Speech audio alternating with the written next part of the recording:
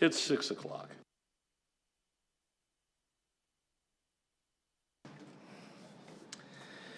Good evening. It is now 6 o'clock. I'm calling the study session to order.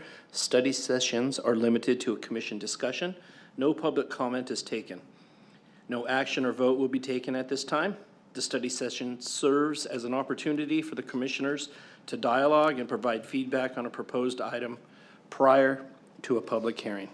On the agenda is South Anchor. If staff would please come forward for a presentation.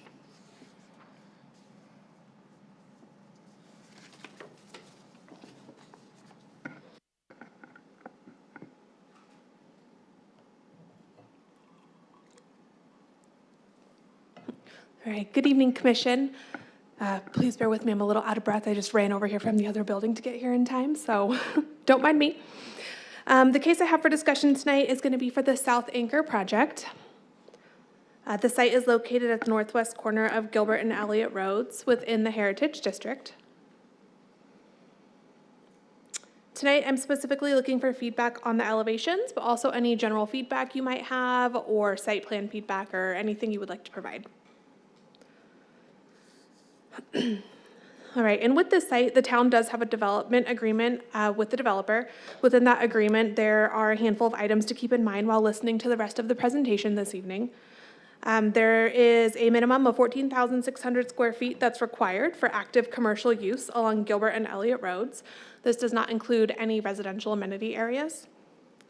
The rooftop terrace on the second floor of the commercial building may not exceed 50% of the floor area for that floor. Horizontal mixed use instead of vertical is acceptable as long as there are clear integration and is developed in a single phase.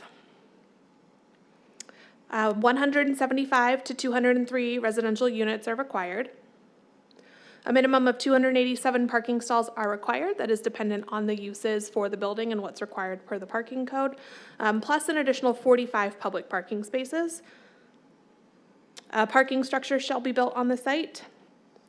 And ground floor residential will only be considered on the northwest and internal east elevations. The ground floor elevations along Ash Street are intended to be of a brownstone style home and include at minimum front doors facing ash, courtyards, stoops, or generally row-like attributes. All right, so the site itself is approximately 2.8 acres. It is zoned Heritage Village Center within the Heritage District. There are a handful of uses being proposed on the site with a commercial building, a residential building, and a parking structure wrapped by the residential units.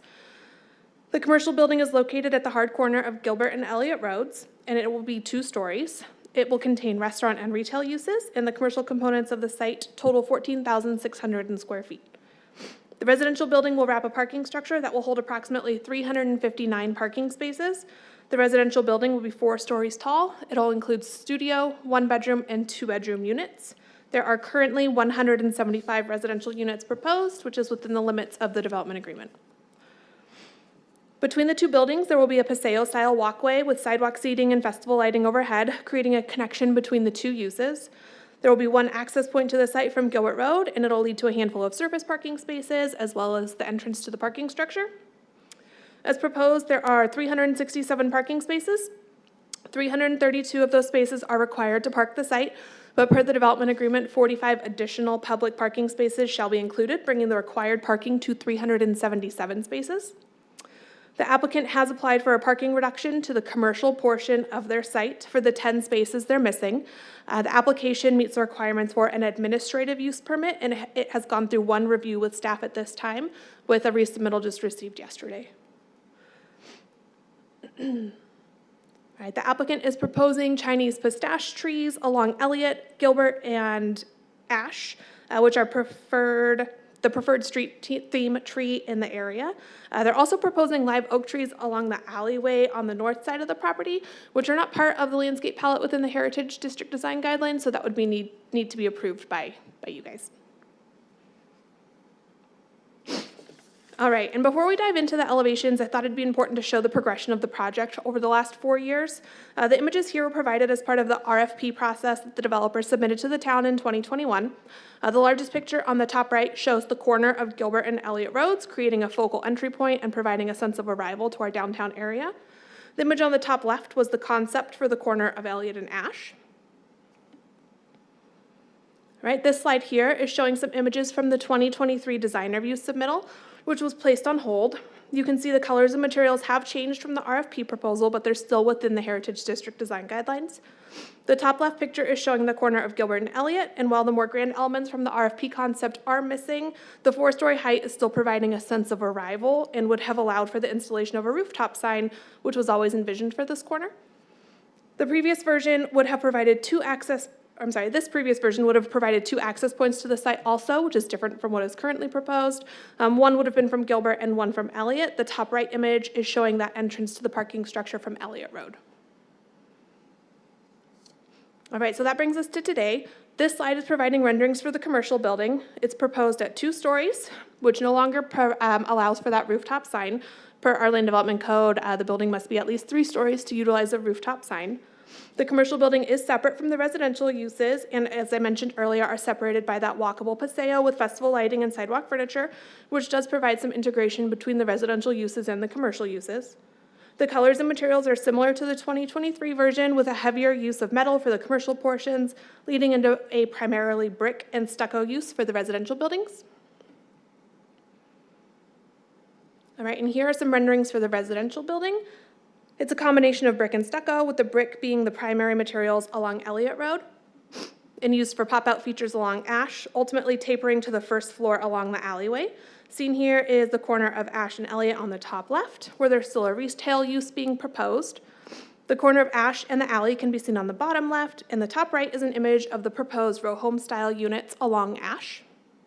Staff does feel like these units need a bit more work and have been working with the applicant on alternatives. Again, per that development agreement, they should be of a brown home style with, at minimum, courtyards, front doors facing Ash, stoops, etc. The project has gone through 1 review with staff so far. Some concerns that staff has presented to the applicant include improving on the Ash Street elevations, as well as the parking structure visible from Gilbert Road. The top image here is the view from Elliott Road, and the bottom is the view from Ash Street.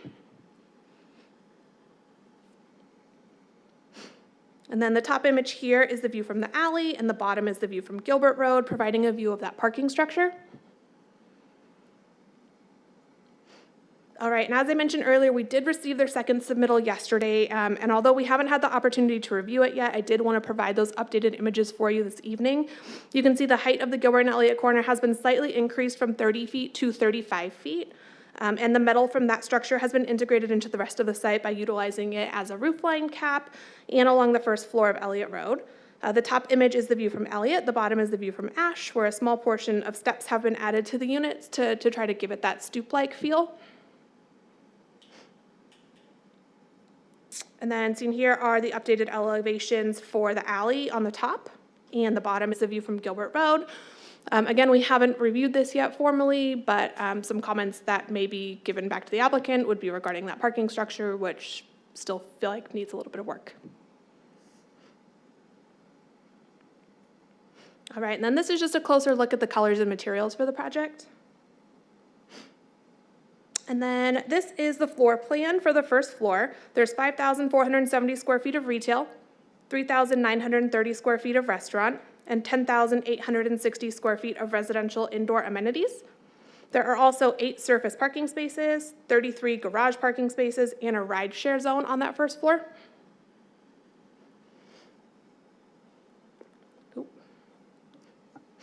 The second floor will include 2,600 feet of indoor restaurant use and also 2,600 square feet of outdoor patio space. There are 326 additional parking spaces from floors 2 and above. And then one last item I'd like to bring up tonight is that the applicant is requesting a conditional use permit to have the ground floor units. Within the Heritage Village Center, you cannot have residential units on the ground floor unless you have a conditional use permit. Those units will not be visible from Elliott or Gilbert Road. They will only be found on the Ash Street elevation, the alley elevation, and internal to the site. And then I would like to point out that staff does like many aspects of the elevations that have been proposed. The style is great for the Heritage District, and it is a nice development. We just feel like the sense of arrival to the district is missing, and we're looking for some feedback from the commission on that this evening, as well as any site plan feedback, general feedback that you have, really looking for anything here. And I am available for your questions. Thank you for the presentation, Kristen. As this is a study session, it does not require a vote. However, at this time, this is the time for commissioners to provide feedback and ask a question of staff and the applicant or consultant. Would anybody like to start? Hi, Chair Kendall, could we note for the record that Commissioner Ball has recused himself from these two items Yes, due to absolutely. his professional relationship with the applicant? It is noted that Commissioner Baugh has recused himself from this. Thank you.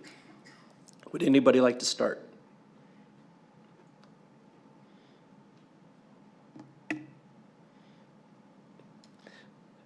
Councilmember Torgerson, would you like to comment? Doesn't give a rat's. This looks nothing like the RFP. Nothing. This looks like a dorm with a parking structure.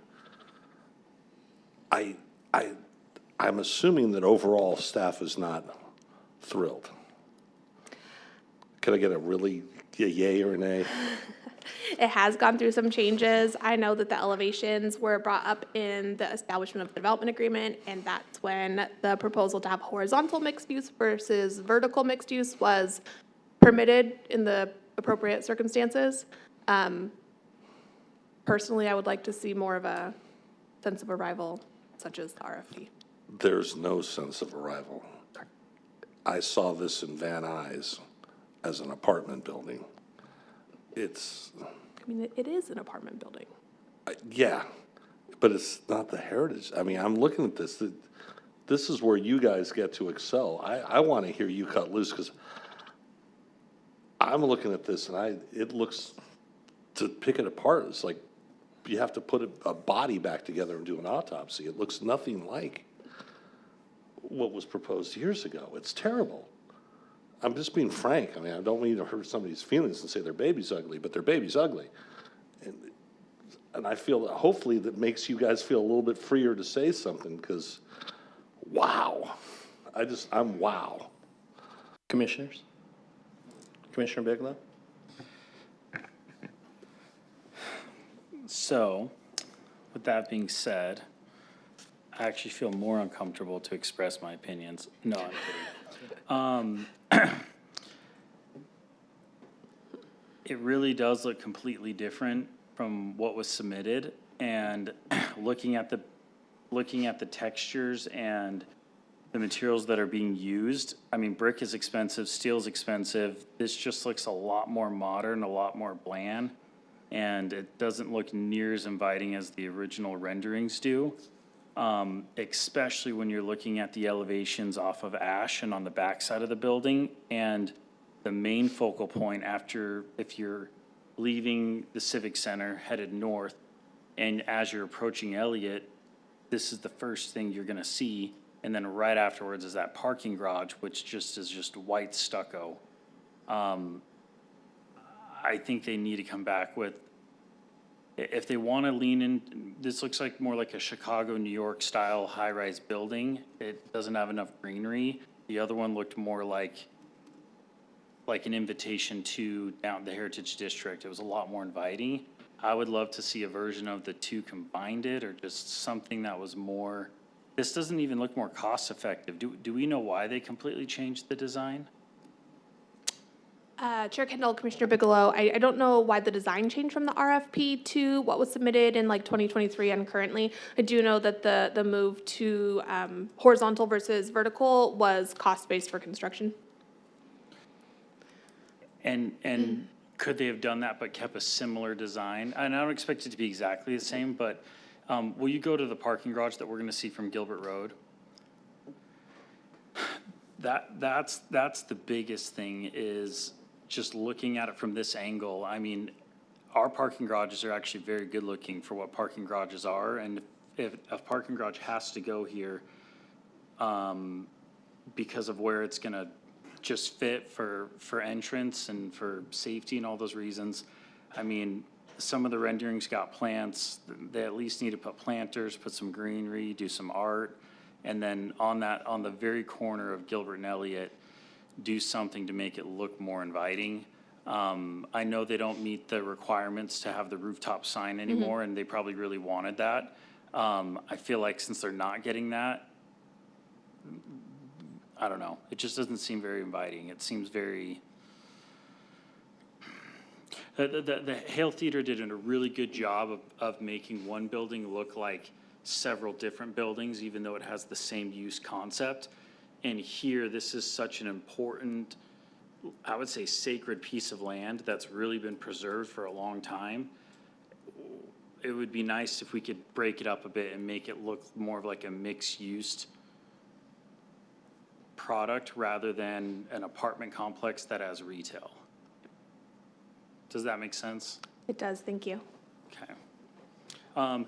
As far as the live oak trees, I'm all for it. I love live oaks. I think they would do great.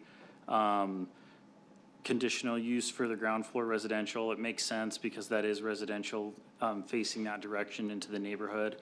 I'm sure there'll be, you know, different things with the window sizes and visibility and all that, and, you know, we can talk about that and get it approved, but, I think just overall, it looks like a big apartment is going on the corner of Gilbert and Elliott, and that's like square zero, like ground zero for the town of Gilbert. So those are my 2 cents. Thank you, Thank you. Commissioner Bigelow. Commissioner Clausen. All right, first I have a question. On the hard corner, you said they resubmitted today with additional height up to 35 feet. Does that meet the requirements now required for the rooftop signage? So Chair Kendall, Commissioner Clausen, it does not. So before the submittal was at 30 feet approximately. In the land development code, it needs to be a minimum of 35 feet, which is roughly what a 2-story building would be. So they did raise that height a little bit, but to get a rooftop sign, you need to be at least 3 stories. So it's a minimum story requirement, not a height. Correct. Got it, understood. Okay, I do have a lot of comments, and maybe a little bit difference of opinion. I personally actually like the horizontal integration here. Given my professional capacity on a day-to-day basis, it's my job to lease commercial retail restaurant space, and I find it very, very challenging to lease vertically integrated mixed-use projects. I see, and I can tell you that nothing is uglier long-term than a vacant space, and nothing kills your sense of arrival more than a dark storefront.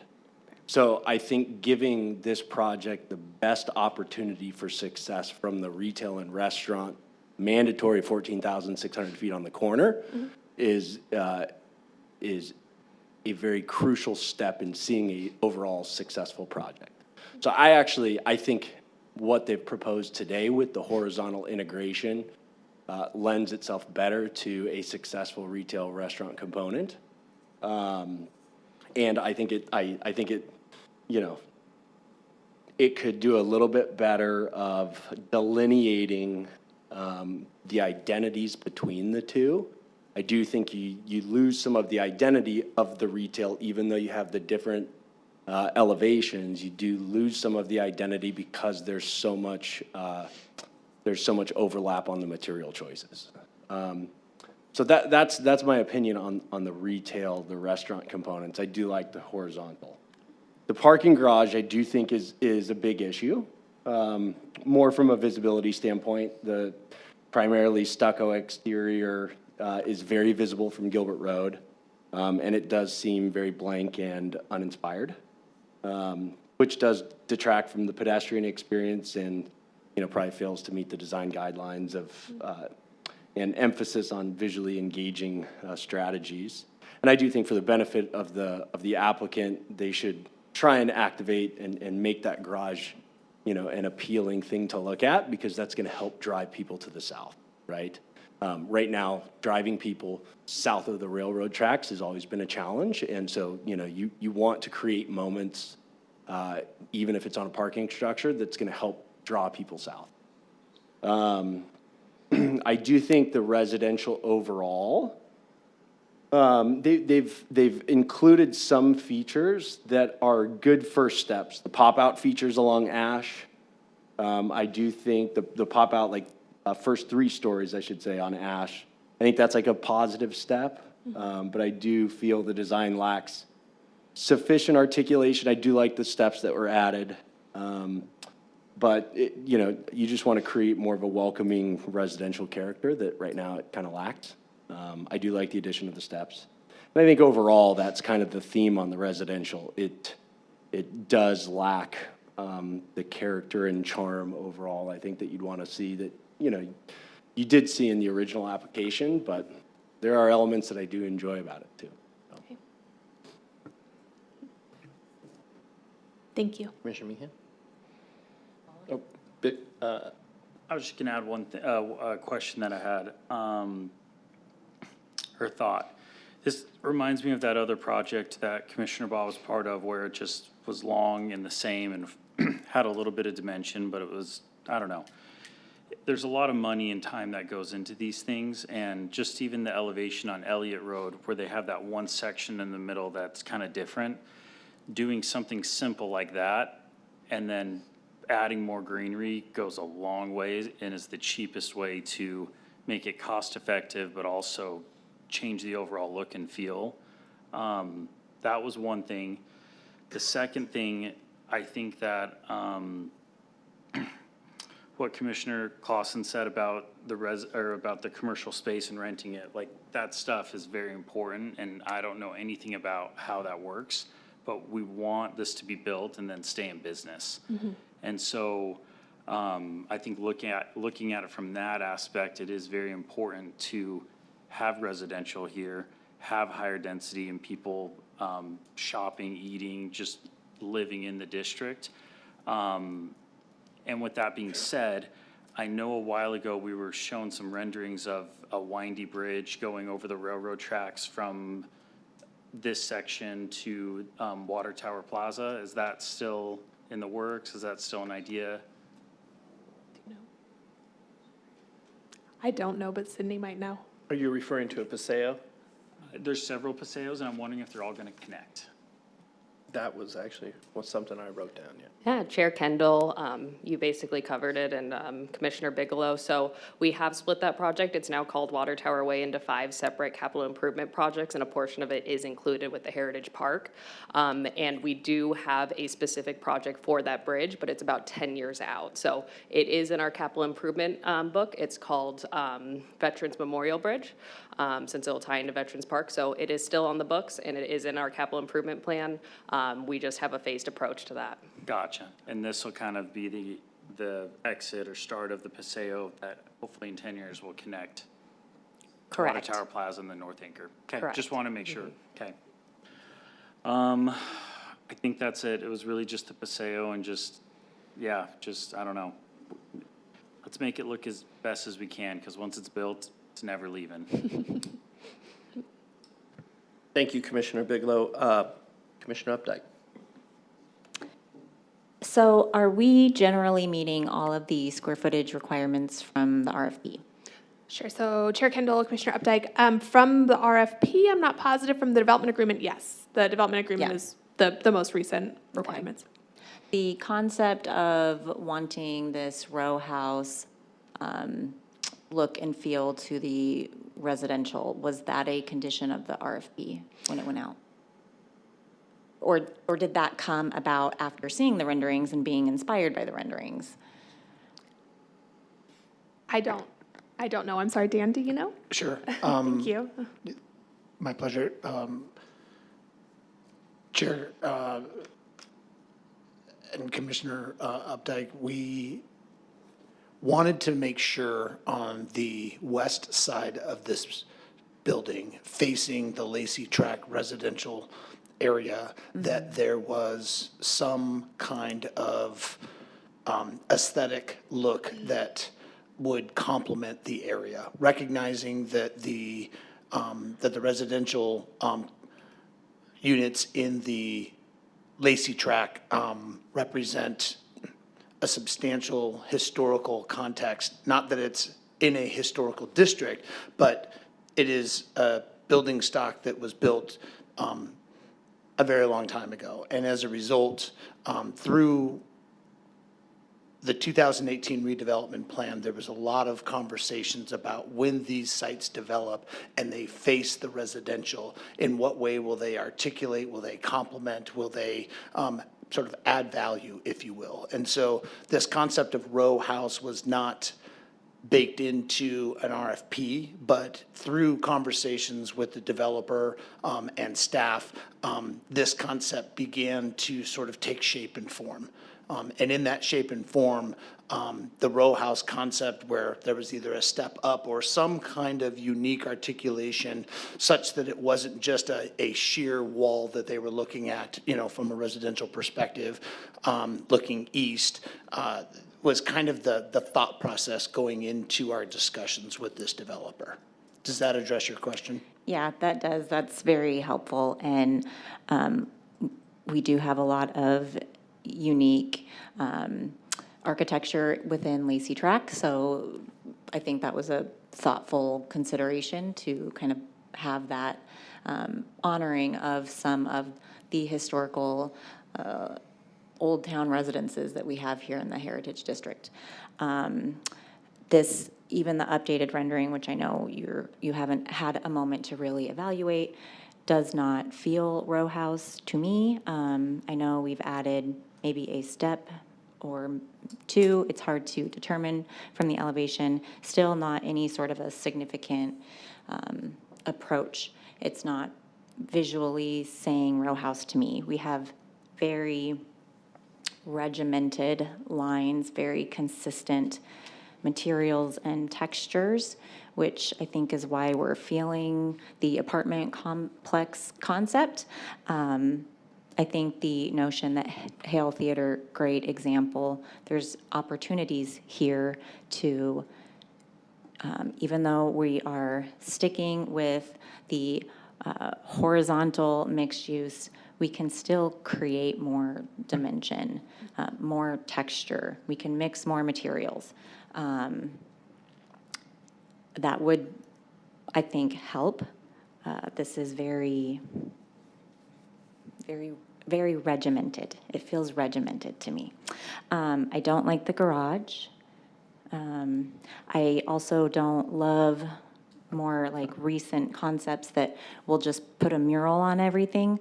So I think that the design of the garage shouldn't, I'm not anti-mural. We have some great murals in the district. That's a lot of facade there. So I think we need more intentional design at the garage. I saw a strip of mural. I'm good with a strip of mural, but I don't think it's the design answer for when we don't want to finish a design. I think we need more intentionality with the garage. And the loss of the rooftop sign does feel significant. I know we don't want empty buildings. Do we have any idea, this is putting everybody on the spot, do we have any idea what our vacancy rate is, though, in the Heritage District? I do not. Dan, do you know the answer to that, or Sydney? Could you ask the question again? When you say vacancy, in what asset class? Residential, commercial, Commercial. Commercial. I know it's low. I don't recall. Or restaurant? Well, commercial, yeah. I don't recall the number. TJ, do you happen to know it off the top of your head? I'm sorry to put you on the spot. No, that's fine. I know it's relatively low, but I don't know what the number is. Yeah, I mean, I think the stated vacancy is relatively low, but I can say that behind the scenes, it's a lot more. Not everybody's thriving, so. Yeah, and I know, I get things cost more money now. I understand we're phasing projects. I understand we're maybe trying to capitalize on some scale purchases by, we've dropped the material list down for at least the facade from the original RFP elevations to now. If I were to guess, stated is probably around 5%, but tomorrow it could be 15. ChatGPT says just under 10. Take that for what it's worth. If I might, I've got, thank you, Sydney, a phone a friend here. Office vacancy, this comes from CoStar 2024. Office vacancy is about 13%, retail vacancy is about 3%, multifamily vacancy is about 3.89%. So that gives you a general sense of where we're at. But I think Commissioner Clausen hit the nail on the head. I think what's stated here may not actually reflect the situation, but that's what we've got from a CoStar 2024 perspective. Okay, well, I think we could get more creative with facade design. I think we could introduce some less very repetitive patterns there. I think the row house concept, having more than a step or two would be beneficial. Just some initial reactions. Thank you. Thank you, Vice Chair Updike. Any other comments? I know I've talked a lot, and I'm sorry. I just remember a few years back, we talked about Lacey tracks and having it being more lenient, and because the lots are more narrow, letting them go a little bit higher. And I don't know if it was a concept or if it was something we were actually wanting to promote, but something like the Painted Ladies in San Francisco, where they're all, next to each other, have different entrances. It's very common to have something where they could very well easily do something on the neighborhood side that would make it give it that look that would for sure inspire the residential investors to purchase and mirror or mimic that same model. And I feel like if we want the residential to justify building and going up and going vertical, this is a perfect situation for us to kind of give them inspiration and give them the ability to kind of make it cohesive. But if this was a residential building across the street, we'd all be looking at it and be like, what the heck is that? Just doesn't fit. So that was my last 2 cents. Thank you, Commissioners. I'll give my feedback for what it's worth. This has commonly been referred to as the south anchor, correct? Yes. Which means it's an important piece of land. And I would probably argue one of the most important pieces in Gilbert and most valuable, maybe even in the state, which means we have to get it right before a shovel hits the ground. If we look at the other picture of just the brick facade, I agree with Councilmember Torgerson. That looks like a project to me. And I think that the easiest way to tick off any citizen within this town is to say apartment. And then when you have a bland design like this, that's ×2. The entrance, when I think of driving into that area, it should be welcoming, inviting, and very similar to the North Anchor, where there are plans for a epicenter size sign. And I believe that this corner deserves the same.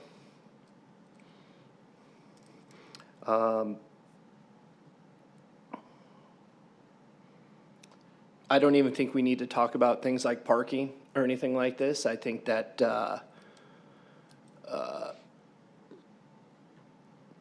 it needs to be reevaluated. That's where I'll leave it. Thank you. Any further comments from commissioners or staff? Perfect. Thank you very much. Thank you. Commissioners, thank you for your feedback. I will now adjourn the study session. It is now 6:34, and I'm calling for the regular meeting to order. If staff would please take roll call.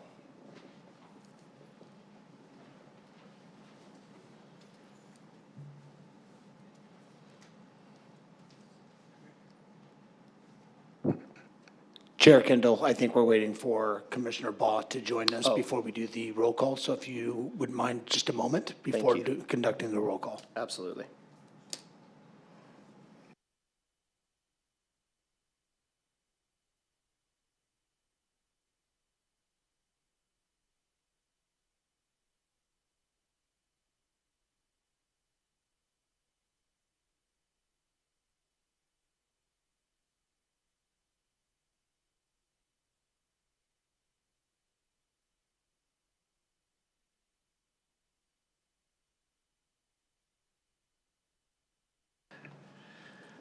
Welcome back, Commissioner Baugh. It is now 6:35, and I'm calling the regular meeting to order. If staff would please take roll call. Commissioner Kendall, Present. Commissioner Updike, Here. Commissioner Clausen, Here. Commissioner Bigelow, Here. Commissioner Baugh. Here. Chair, you have a quorum. Thank you. At this time, members of the public may comment on matters not on the agenda. The commission's response is limited to responding to criticism, asking staff to review a matter commented upon, or asking that a matter be put on a future agenda. Are there any communications from citizens at this time?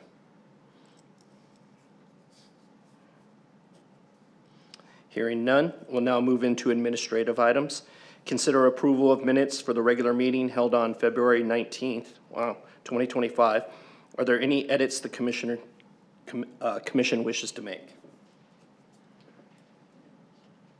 Do I have a motion?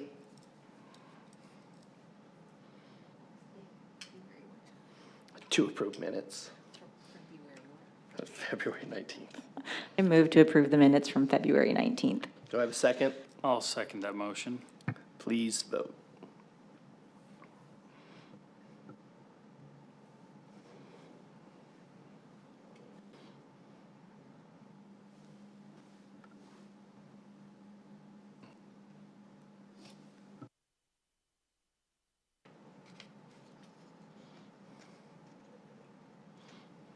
Did we do it? Does that show? We need Amanda to push go. Motion approved. 5-0. Thank you, commissioners. We have one additional administrative item for revisions to the Redevelopment Commission bylaws. If staff would please come forward for presentation.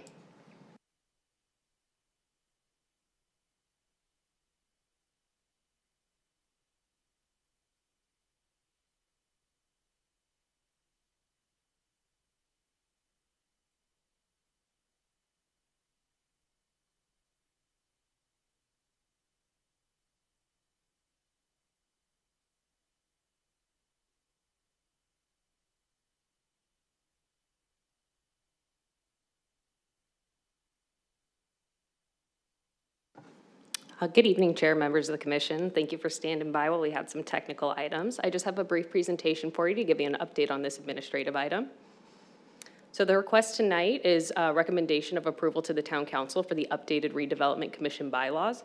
And the purpose of this bylaw amendment is to allow for one alternate Redevelopment Commission member. So currently the membership is 5 full-time members with no alternates. So it was suggested, like the Planning Commission. Planning Commission has 7 members and has 2 alternates, to provide at least one alternate position to the board to allow for some flexibility if there are absences or recusals for the Redevelopment Commission moving forward. So just some history on this topic. Council provided direction to staff to initiate this process in November of 2024.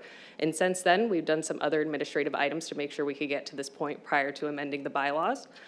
So the Town Council approved in April 2025 amendments to the Land Development Code and the Municipal Code to allow us to amend the Redevelopment Commission bylaws to add an alternate Redevelopment Commission member. So just a refresher on what bylaws are and how they govern this board. Commission bylaws are a written document that outlines the rules, procedures, and responsibilities for a commission or board, ensuring consistent and agreed upon process. They cover various aspects like meeting, voting, officer duties, and resolutions. And just to go through the process, again, it does require a few administrative items before we get there, but we're towards the end of this process. So Town Council did approve the amendments to the Land Development Code and the Municipal Code to allow us to move forward to this stage that we're at now, which is the middle one. So where we're currently at is we're bringing these amendments forward to the Redevelopment Commission, and your board recommends approval or denial of the amendment to the Town Council. Town Council ultimately has the ability to approve the bylaw updates, and then they get enacted. So I'm not going to go over all of the specific amendments. They were included in your packet. You had a marked up version and a clean version of the new bylaws, but I did want to note that you may see quite a few markups in there, but the main portion and the main reason that it was initiated was to allow for that one alternate member. So that was on the first page of the packet there. All other revisions were all clarifying or administrative items, and then also updates to align with other bylaws and other town codes. So for example, a new ethics code, and those things were updated in there to be consistent across the board. So just to go over what this new alternate position would entail. So they would be required to attend all the meetings, just as the rest of the commissioners. The term would only be 1 year, so compared to a full-time commissioner that is 4 years, it's a 1-year term. And the alternate commissioner has the ability to act in the place of a regular commissioner only in the absence or recusal of a regular commissioner. So this deviates slightly from Planning Commission. So we just wanted to add that additional item in there for recusals for this board. So you may have seen online that the advertisement for an alternate position was already posted, and it did close yesterday. So we were able to start the recruitment process prior to the bylaws coming forward. We wanted to move on this as soon as possible to support this commission, and those interviews will take place at the end of the year with council, and you will be updated of that. So just wanted to provide that note for you. So, but the next steps though is this is intended to go to town council at the last hearing in June for final approval with your recommendation tonight. And then the town council is intending to complete interviews and appoint the alternate position that night if this is approved.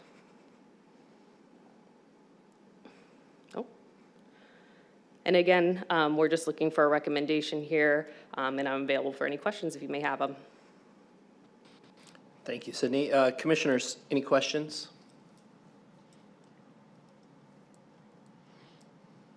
Hearing none, I'll call for a vote. Does anybody want to make a motion? I'll make a motion. It sounds like a good idea. In all fairness, it's the only frustration I have about this committee is that enough cases I represent, it makes it difficult for you guys to make decisions. So I think an alternate is a wise thing to do. I'm surprised we haven't done it sooner. I like having Adam here, so it's nice to have his input on projects that he's not a part of, so I'm for it. Could we clarify that that's a motion to approve in a second? Motion to approve. I second that motion. Perfect. We've got a motion and a second. Commissioners, please vote.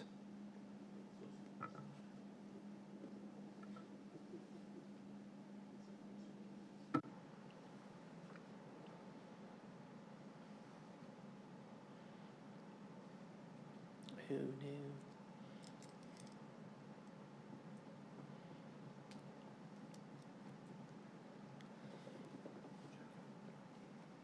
Chair Kendall, unanimous, 5-0. Perfect. Thank you very much, Commissioners. Councilmember Torgerson, do you have any updates that you'd like to report on, or current or future events? They won't be as colorful, but thank you, Chair Kendall. You may have noticed that the demo has started at the Heritage Park site located just north of Juniper Avenue on Gilbert Road, commonly referred to as the North Anchor. And the first phase of the project is officially breaking ground by the end of the month. The construction of the first phase is anticipated to take approximately 18 to 24 months, with the commercial portion opening in the fall of 2026. The first phase will include a combination of retail, office, residential, and internal amenities such as a park and splash pad. You can find out more information about this project and other developments in the Heritage District at diggingthedistrict.com. And with that, I thank you for allowing me to participate in your meeting, good sir. Thank you, Councilmember Torgerson. Any commissioners have any updates or events they'd like to share? Okay, I do have one. On June 11th, starting at 10 a.m., there will be a Veterans and Business Expo at the Park University building. Town Manager Patrick Banger will be the keynote speaker. The event lasts from 10 until 3. There'll be vendors. There'll also be a group of panelists from various professional professions to answer any questions and give their opinion. And I highly encourage everyone to look at that. Dan, do you have any reports for us? Chairman Kindle, no updates today. Perfect, thank you. Do I have a motion to adjourn? Move to adjourn. Do I have a second? Second. Vote. All right. It is now 6:46, and the Redevelopment Commission meeting is adjourned. Thank you.